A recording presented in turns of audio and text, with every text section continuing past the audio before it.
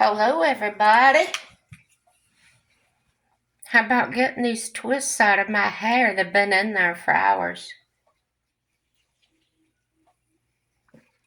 But since the last video I put up, I went in. I lay down just to rest. And I fell asleep for 3 hours. But you know, I feel a lot better. I do. So, I'm going to do some makeup and I know it's nighttime and I gotta go to bed, but I just feel like it. So anyway, how was your day today? Well, you know how I met if you met, you know how mine went if you watched my video before this one. I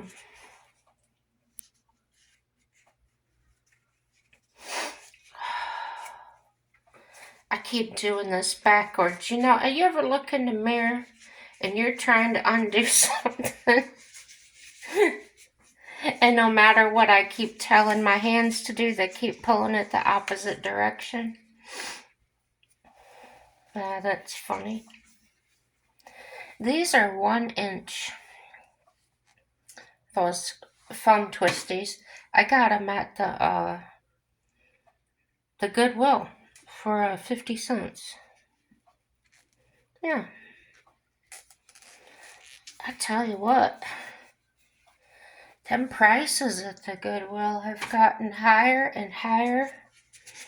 It's just about, you may as well just go buy it retail somewhere because they're real close to the price. So, yeah, I don't like that. I think I mentioned it before that, they don't pay anything for the stuff they sell. And, for them to charge those prices near the store prices, I don't think that's right. I mean, there's people out there that are really hurting and maybe they need clothes and then they may need clothes or shoes or, something they can't afford. Well, they go to the Goodwill expecting to find it. And then it's got something like a $20 price tag on it for an old pair of sheets or something. Yeah. Yeah, I don't like that. But anyway. Oh. I was trying to think of some fun stories. And nothing's coming to mind yet. But let's give it a few minutes. Like I said, I just woke up. These weren't bad to sleep on. I didn't even, really, I mean, you felt them, but they didn't pull or push on my head real hard. You know how some curlers may do. But did your mom or somebody used to put you in those pink foam rollers and then you had to sleep in them? Yeah. Mine did that just a couple times, like, I don't know, twice maybe. Because I wasn't having it. But, my mom liked to sew things. And, she did that a lot. Money was tight back then, and my dad, he worked at the steel mill, and he was always burning his clothes and that. Well, He wore a lot of those heavy denim shirts. And of course, the steel mill gave him fireproof jackets or whatever they call. They were those green. Anyway, you either know about it or you don't. But here in the Midwest, a lot of people know what they are. So, yeah, she made him wear work shirts, like denim shirts. She made us uh, slacks. Yeah, that's the word. She made us slacks and tops, blouses. I mean, do you know? If you know what a horse blanket was, not a saddle pad, a big horse blanket. Well, we needed them pretty bad, and they were so expensive. Well, they still are. She actually took an old beat up one completely apart and used it as a pattern, and she actually made horse blankets. Woman was talented. Well, she still is. She's still living. And you know, I told you before we were in the 4-H, and then comes Fair Week, where you gotta take your projects, your 4-H product projects to the fair, and you enter them and things. And well, anyway, there was 3 of us plus mom and dad. And if you're ever at the fair, you know what it costs like. Well, back then it was a lot less expensive than it is now, but you know, it was still expensive, especially with 3 kids. So my mom, like she took the saddle, or not the the horse blanket apart.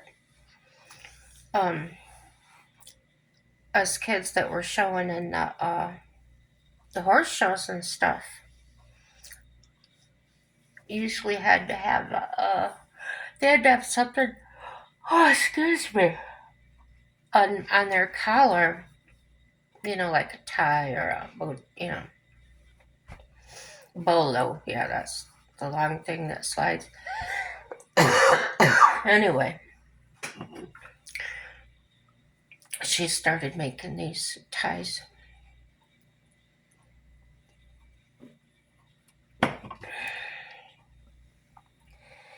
And they sold like wildfire. People were buying different colors, and then they'd come back and, oh, I'd like to have that one or that one. And she was making really good money on that.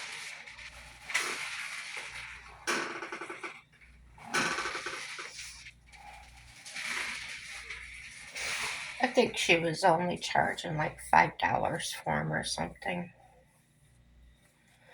But it kept us fed at the fair.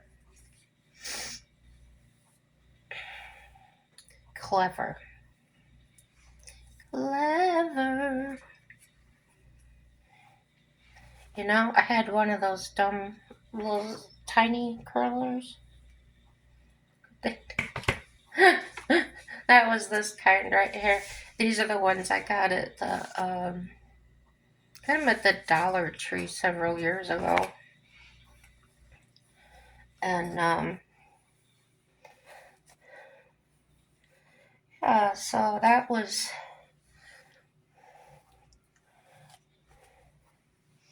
family was very resourceful that way. And then my dad um, would trim horses or put shoes on the kids' horses sometimes. And I know that a lot of times he didn't charge them a dime to do that. Yeah, my dad loved kids, just and horses. So when the two were together, that was just a perfect storm. I don't know what to do about that, but it's just gonna have to be there.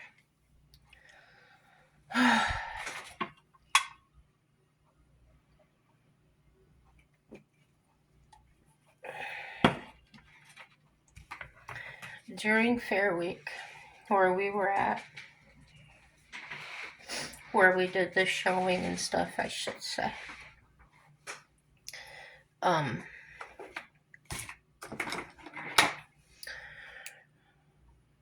there was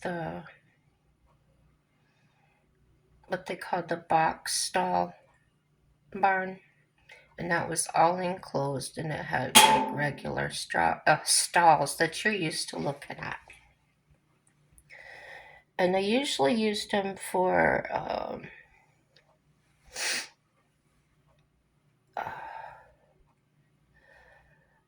horses with babies, horses that wouldn't stay tied up,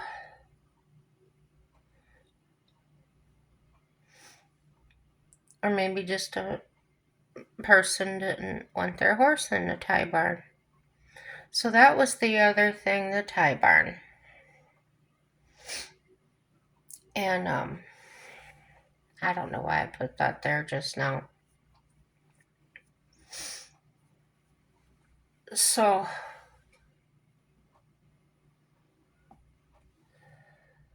the tie barn, that was all just standing stalls. You know, like they would stand in a horse trailer, just go in and they're tied there in the front, and then you'd put a chain or a rope or something behind them, just as a reminder that they couldn't go anywhere. I forgot to put my cream on. Oh, bother. We're doing this in a different order. So,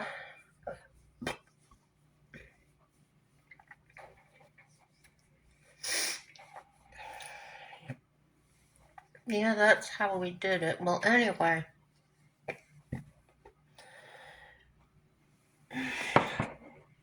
on the other side of the barn I just said, the tie barn, there was the draft horses, Percherons and Belgians, and you know, big horses. Well,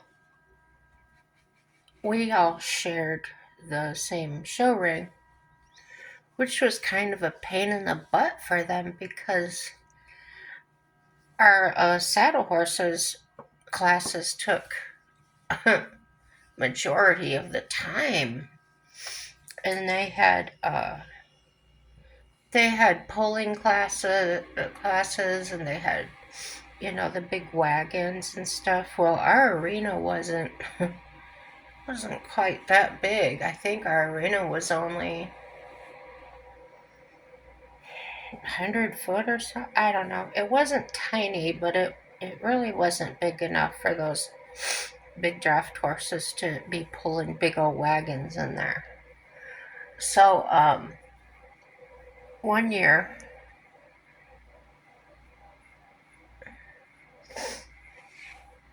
they had put in this big water trough at the end of the tie barn, and the kids from draft horse barn used to come over and, horse around and stuff. Now kids do. Play and whatnot. Well,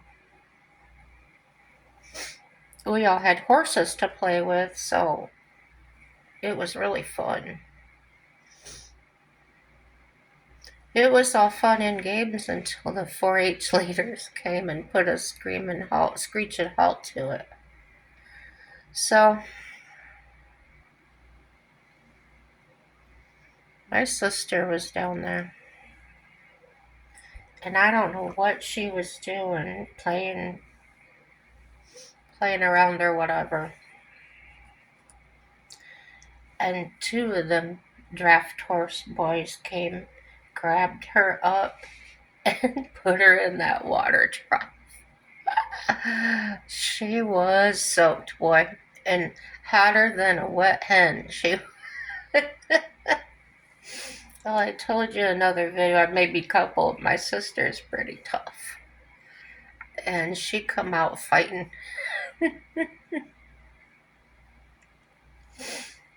Yeah, good times.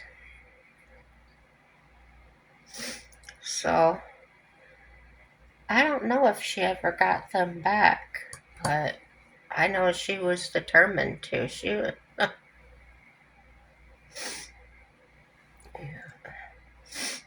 She was always a spitfire anyway. I mean, from the time she was real little, her favorite saying was, "Ye me young," which was her way of trying to say, "Leave me alone."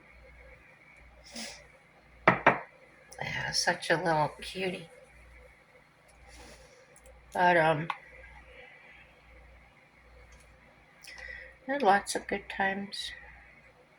And I try to talk about those more than the bad times.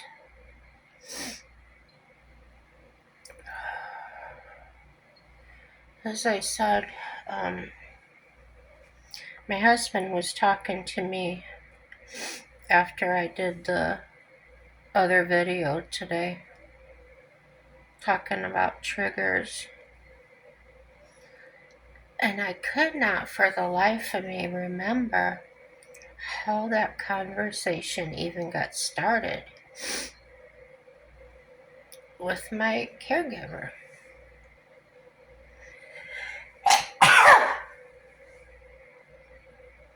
And he said, "I don't really know either."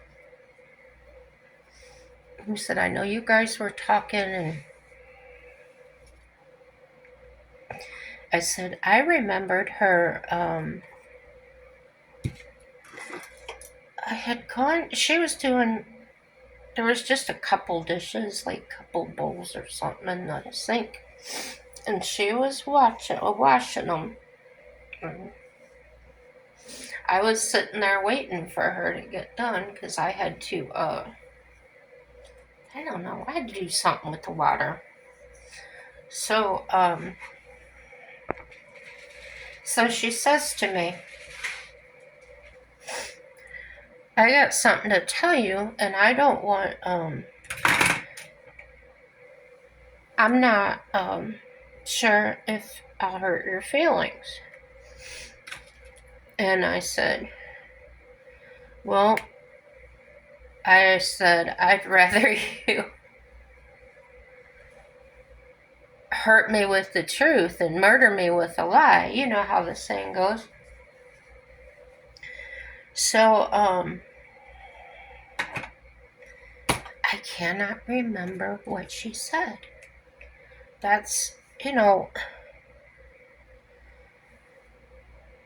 after I had that fit that I had, it's like everything before that is just gone. I cannot remember. So anyway, so back to my story about my husband and I sitting here talking about it. He couldn't remember either.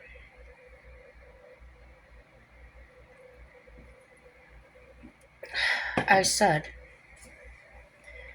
I remember her saying that she wanted to talk to me about something and she didn't want me to get upset, yada yada. I remember that part that I just told you. But I don't remember what she said. So, I don't know. Maybe I'll ask her about it tomorrow, or maybe I'll just never talk about it again. We'll have to see. Cross that bridge when we come to it. But I do know that I do need to have another talk with her because when I was interviewing her to work here, one of the things that I tell every caregiver is to not talk about, don't ask me about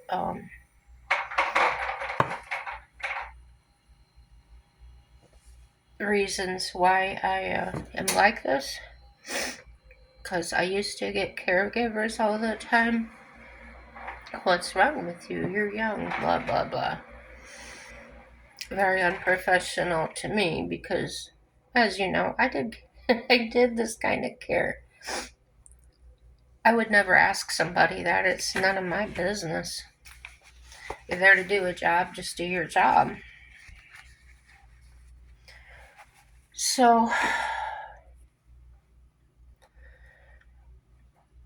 I was asking my husband, I said,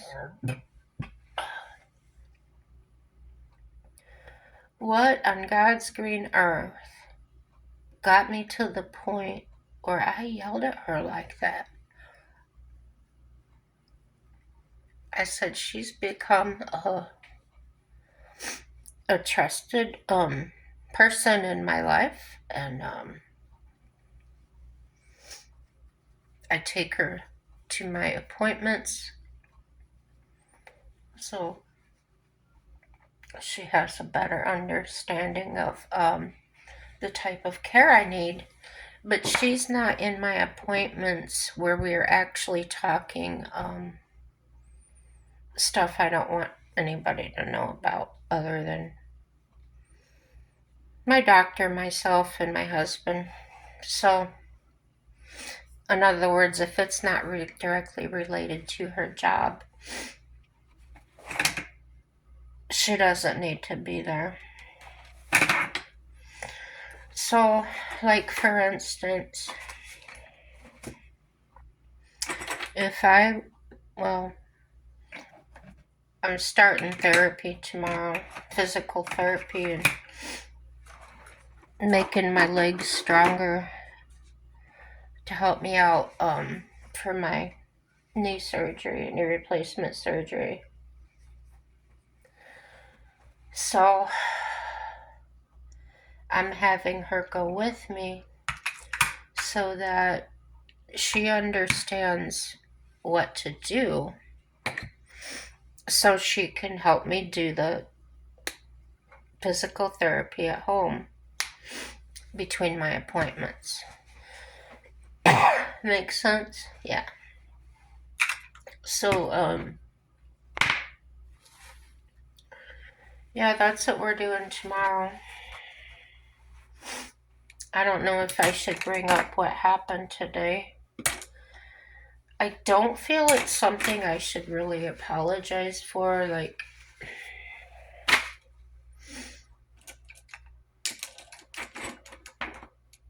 because I knew exactly how I react sometimes when certain things are said to me. And I specifically made it a point to let her know before she, during the interview, exactly what was expected of her, what her duties would be. And I was sure to mention that specific thing because I've fired caregivers for that. And some of them I really liked, so I really didn't want that to happen again. So obviously I was really sure to put that in there. And maybe that emotion was, the fact that I had told her and then she was bringing it up.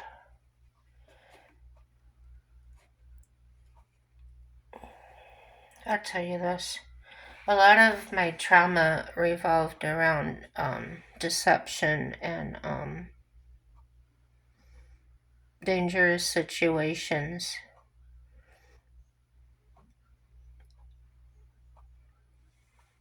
In there by people I loved very much, my family, and the man I was married to. So,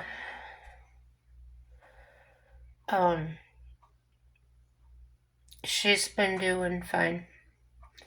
I've talked to her about these things to make her aware. This is something we don't do. You don't tell me your personal problems, and I'm not going to talk to you about my major things. That's what my counselor's for, my psychiatrist is for, whatever. So she overstepped big time today when she got it in her head that she was going to fix me. Well, she got the door open all right. She didn't like what she found in there because I told you how I reacted, and it was awful.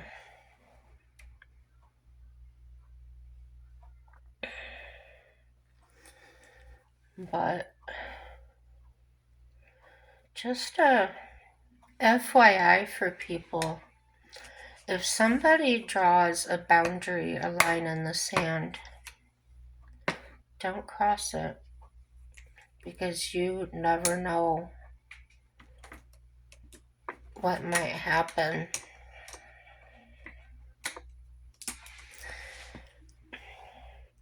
I don't know what would have happened if I wasn't on my medication. I don't know if I would have went as far as to attack her physically, or I don't know. I really don't want to know.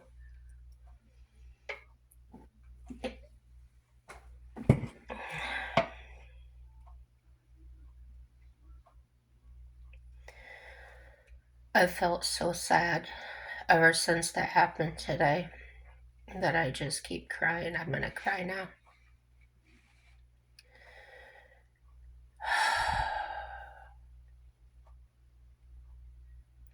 Triggers happen, like I said earlier, and it's kind of an emotional response. And what happened was I let her in, and I love her as a friend, and I feel like when I let her in,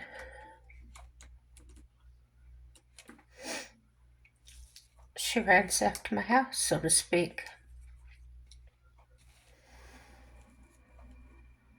Saying, I'm gonna fix you.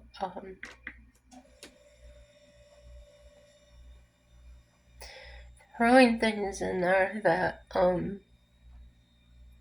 can't do. I'm not there. I don't know if I'll ever be there.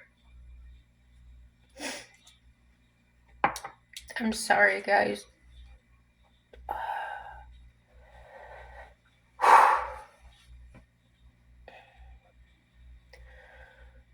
So it wasn't what she was saying that hurt me. It was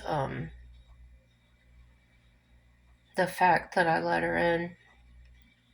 like the other people were in.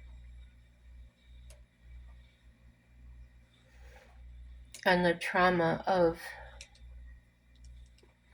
what they did, she was not doing that. But it was like it opened the door of all those things. All it traumatized me. And that's what all just flooded my head. And at that time, I wasn't in this space. I wasn't present.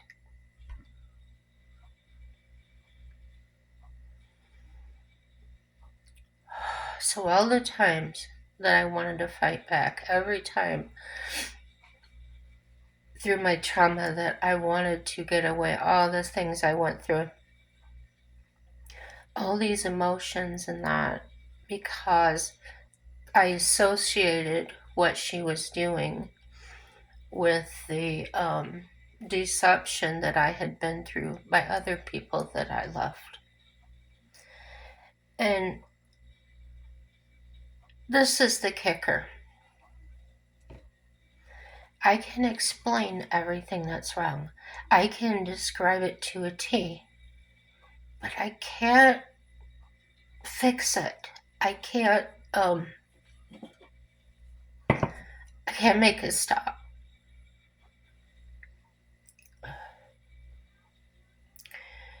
And that's one of the things that people think when they meet me.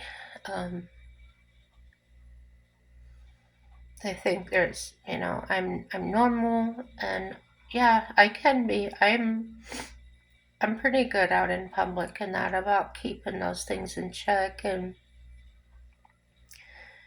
it's pretty easy because they don't know me, they don't know my life, they don't know yeah, they have no idea. So there's nothing to trigger me.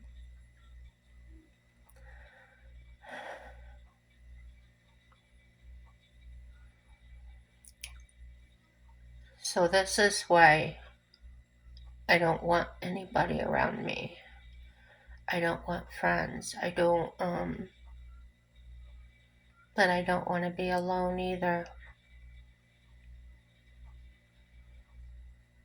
It's twists and turns and things my mind wraps around and thinks about. And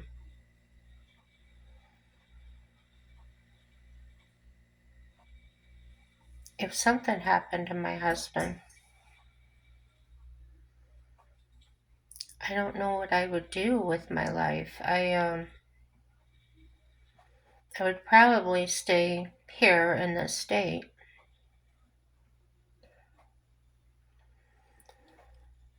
But I have no children, so if I got to a point where I needed to go into a nursing home or something like that, there's nobody to visit me, there's nobody to call.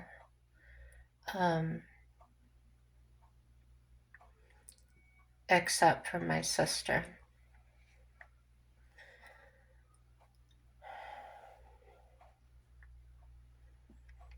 And I'm sure you guys that have had to cut off your family ties or people you really loved, you understand how difficult that was to do.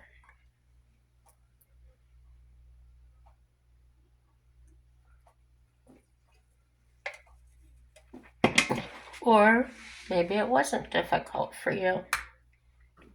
It's okay. We're all different and have different experiences. My downfall was I was a people pleaser and I just kept bowing down to these people that really didn't like me, didn't respect me. And I didn't know that. I just kept thinking, well, if I try harder, if I make myself useful, they'll love me. No.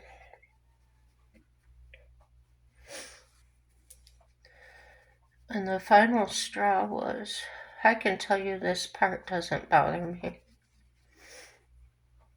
The last time I saw my family was this day that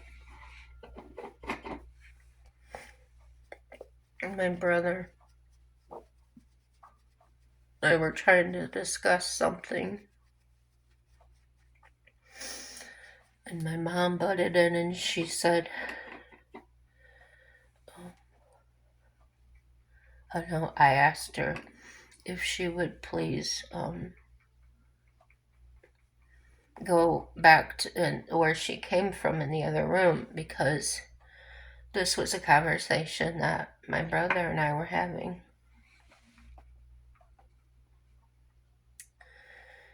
And she told my brother that I was putting my hands on her. A complete lie. I was just standing there with my hands in my pockets.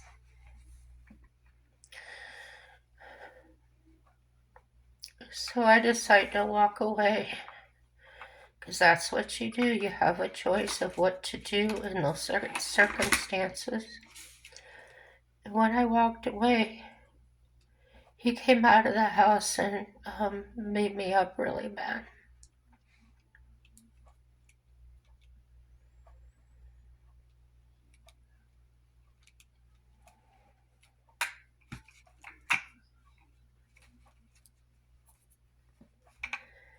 Thank you for that, guys. It kind of felt good to tell you.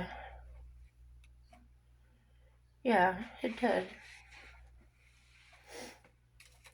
It's easier to share the burden sometimes with others. And I know there's people that may, gonna get on here and try and do whatever they do with that information. Well, I wouldn't say it if it was a trigger to me. It's not. I've already dealt with that stuff. I'm just a little emotional right now because of what I went through earlier today. It has nothing to do with what I'm telling you. So anyway, let's talk about something fun. As I've talked about my grandmother before, now I'm not sure if I'm going to remember this whole story. Because she only told me about it 2 or 3 times. And I was kind of young when she was telling me. Well, she worked in a dress shop. Was it? I don't know if it was at her by her salon. I don't know. But anyway, there were these Swedish women that came in there, and they were there to buy brassieres, bras.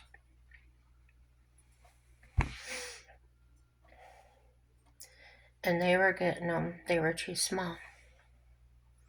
So they asked for help. My grandmother goes back there, and she said their breasts were just popping out of the, like, they really needed a bigger, totally bigger one.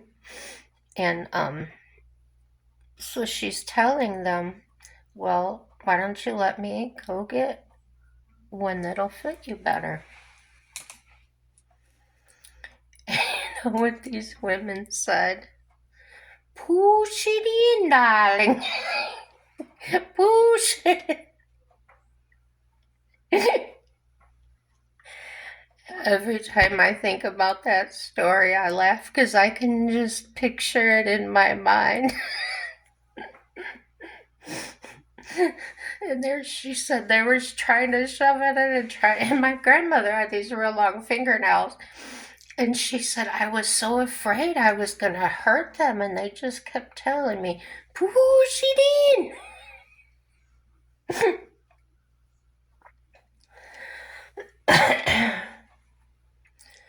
Did you ever do that? Did you sit with your grandparents or anybody, your aunts and uncles, and just listen to their stories? I loved that. I just loved that. And when my grandmother passed, later on, every time Well, even in my business, I'd meet people that were alone, or they'd invite me back, and I would go because I loved the stories they could tell me. And the life experience they had, oh, you could just pick up so much from them. And so now that I'm getting up there, I kind of want to pass my experiences along.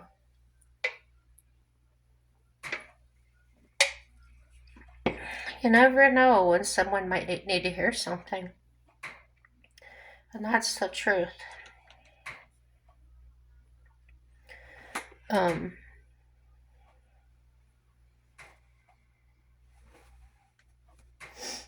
when I'm around people,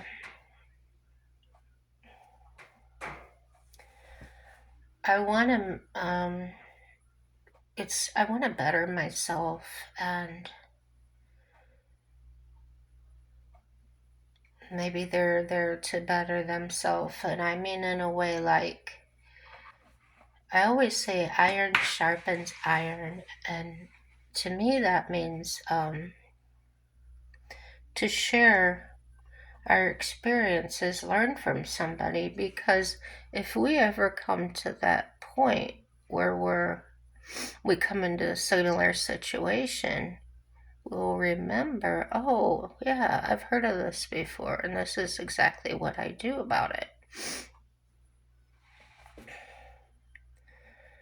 And that saved me so many times. It really did.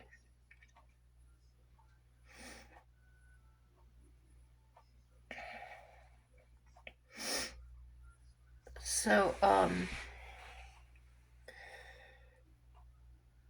have you had any awarenesses of something like that in life that you discovered and really kind of benefited you later? She thought, oh yeah, I've been here before. I know how to handle it this time. Boy, I did.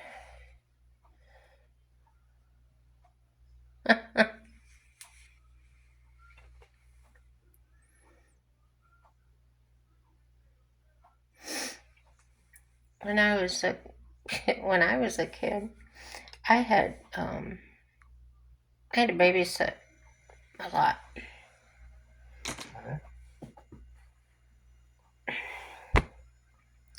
And you know, we made like, I don't know, $1 an hour or something. Well, for the most part, kids back then were pretty good. They were kids. Well, this one little boy in his family, for some reason, from the time I get there until the time it was bedtime, he would go like this on the back of the couch. I don't know. He was normal. There wasn't anything wrong with him. But he'd say different things. And, to make his breath go out, he was saying different things. Couldn't even tell you. Probably just random words or something. So I asked his parents about it. I'm like, is that normal for him? And they said, no, he's never done that before. And I said, well, he does it now. So they asked him about it and asked him, well, do you not like it when Jennifer comes over? And he says, no, I like it. That's why I get bouncy. Something to that effect. Yeah.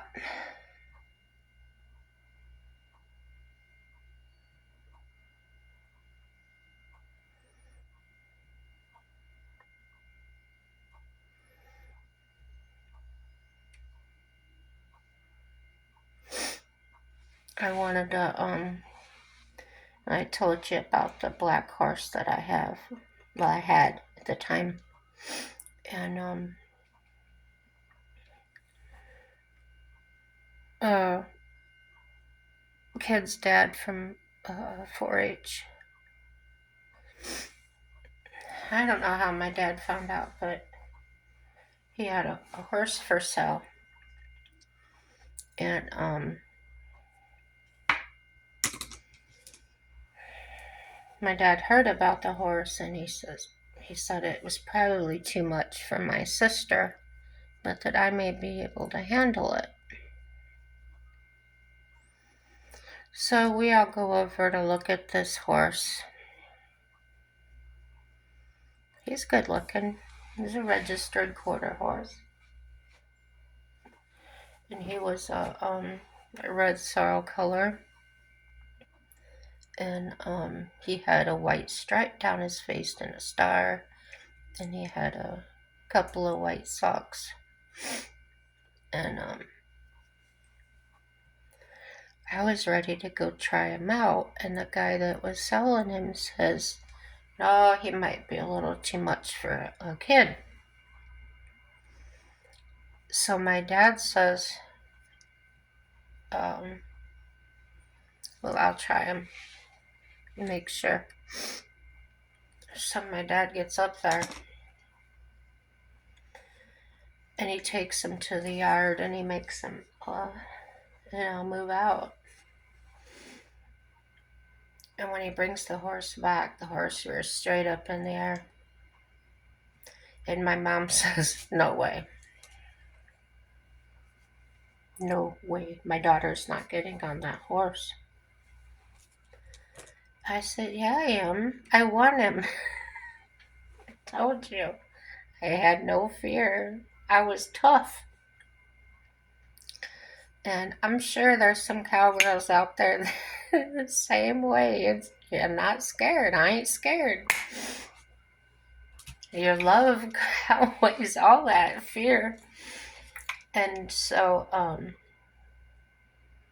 my mom's having to deal, or my dad's having to deal with my mom and me because I want it so bad. He wants me to have it.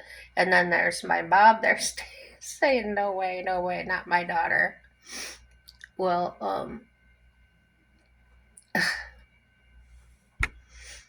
I won. I got the horse. And I worked with him a lot. I just rode him and rode him. I rode him in circles. I rode him in the pasture. I didn't take him out across the road or down the road because I didn't know him that well, so I didn't trust him that far yet. We had to get acquainted.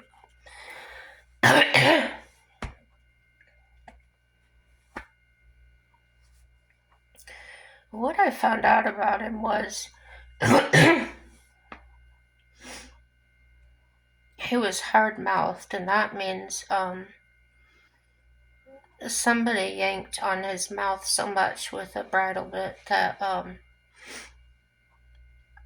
his jaw that had become hardened. Like, that wasn't going to work on him anymore if you pulled back. So I worked on making his mouth soft again by using so little pressure, if any, to make him stop. I kind of taught him to stop with the change of my body weight. So I get him to stop by leaning forward a little bit, or stuff like that. So I had So I had a lot of control without hurting his mouth, right? But yeah, hours and hours and hours I put on him, and he wasn't dangerous. He was just used to people that ran him and rode him hard. And out of all the horses to train and stuff, even the easiest horse to train is one that's never been touched, because they haven't been taught anything wrong, unless they're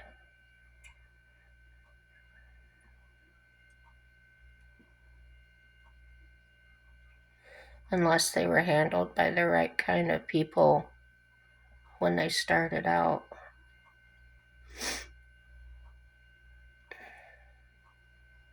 You know, they got a good foundation on them. They're good. They got ground manners, stuff like that. But if you're having to train a horse that's been through it, it's more difficult, because now you've got to undo all these other things they've learned. Then then you got to put on there, or in there, what you want them to know. So yeah, I'm not going to do lipstick. I'm going to cut this video off. Please subscribe, like or dislike. I know tonight's video wasn't, well, earlier was a really hard video, but so this one wasn't much better. But it is what it is. You know, I hate that saying. I'm not going to say that, because it's not what it's not. How's that? Is that better? But yeah, that's the way my curls turned out. I don't know. Still not happy with these, but I think I can fix those tomorrow with the curling iron. Like I said, I've got therapy tomorrow, so I'm going to get out of here and call it a night. You know what I'm going to say. Like, dislike, subscribe, share. Yeah, leave your comments. Good, bad, or ugly. I don't care. Just leave me something. And everything's good, guys. Make it positive. And happy to